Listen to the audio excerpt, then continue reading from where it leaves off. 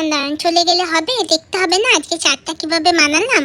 আর আমাদের সব মেয়েদেরই তো এই চাটের প্রতি একটা আলাদাই আকর্ষণ থাকে। তো চলুন আজকে দেখে নিই কীভাবে আজকে আমি টমেটো আর তেঁতুলের চাট বানালাম। আমাদের যে চুলোতে আঁচ পড়েছিল সেই আঁচের মধ্যে দুটো টমেটো, একটু রসুন আর দুটো শুকনো লঙ্কা আমি পুড়িয়ে নিয়েছি।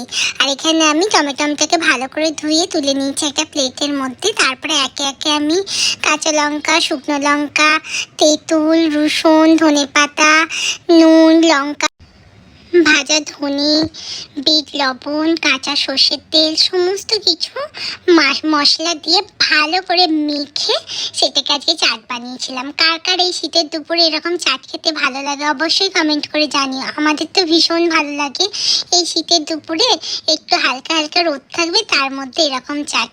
আহা কি মজা হয়েছিল সেদিনকে চাটটা।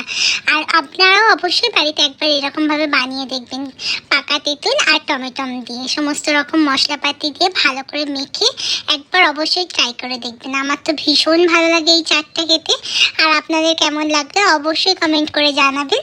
আর আমার নতুন চ্যানেলটাকে অবশ্যই সাবস্ক্রাইব করে দেবেন। ভালো লাগলে ভিডিওটা অবশ্যই শেয়ার করুন। সবাইকে থ্যাংক ইউ এতক্ষণ ভিডিওটা দেখার জন্য।